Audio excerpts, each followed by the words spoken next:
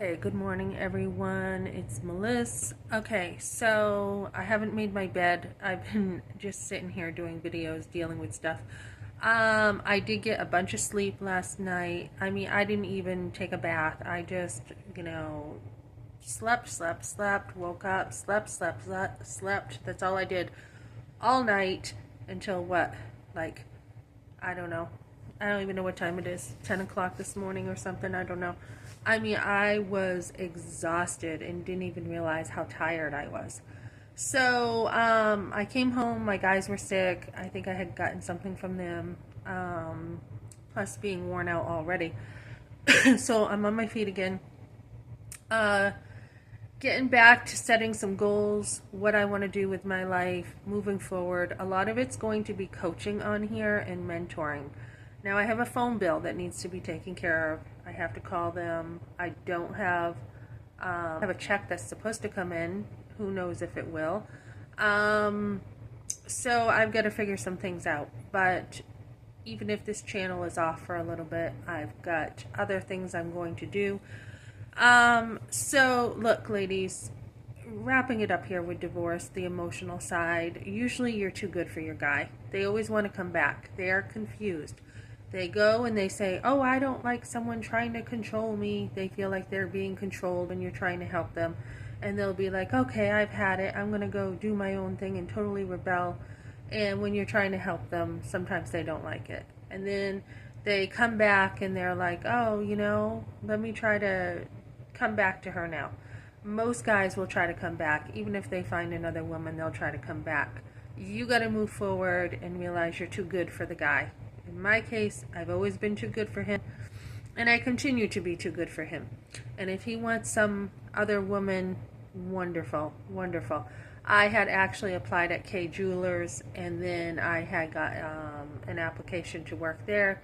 And I'm like, no, if he's wanting some other woman and going to his mother's matchmaking, him with other women, I am not going to be there. Um, so there's a lot, I think, going on. I think he's got someone else or trying to get someone else. They'll want his money. Good luck with that.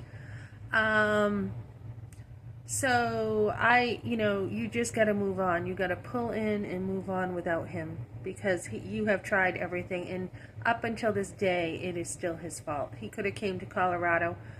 I found a place in Colorado for all of us. He didn't want it, so he was not left homeless. And his lies are baloney, right? Baloney. So move forward. You are too good for this guy. Your energy, your time, you're too good.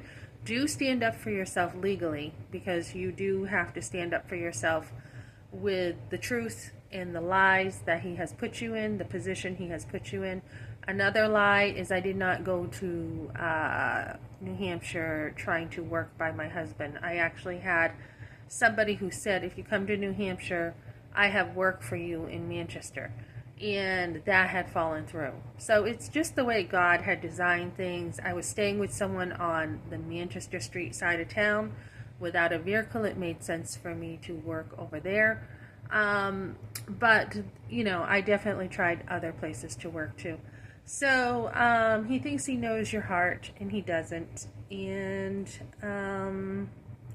I have missed my husband, and it's too bad that he has chosen to act like this, chosen to lie, chosen to go up against his very best friend who had his best in mind for him, his best interest in mind always. And it's just too bad he lost a good woman. So just move forward, ladies. I called the state today. Medicaid with New Hampshire and Colorado, you cannot use New Hampshire Medicaid with Colorado. So if I want health care with what I was going to do, I would have to probably go back to New Hampshire to get that until Colorado changes. So, but right now I had applied to a job and they're like, well, we want your resume. And I haven't really done a resume. I've just been like on Indeed with, giving them my applications. So it is now time for me to put together a resume to help myself do even better.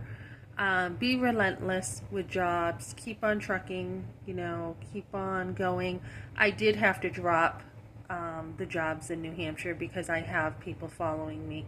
And I hate to say it, but I had to come back here because there were people following me. I was being spied on after one job, after another, and I had to distance myself from everybody. So I have pretty much distanced myself from every single source that was coming in, trying to get information about me. So that's something you have to do sometimes during a divorce, and it stinks because you're the one losing some money.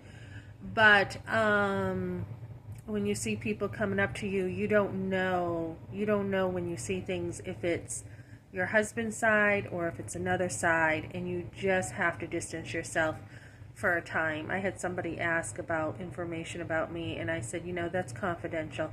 That's not going out with this divorce. And they're like, oh, sorry, I didn't know. And maybe they didn't know, but you gotta distance yourself with a divorce and watch who's around you. Okay, so that's what I got for now, guys. Thanks for joining me.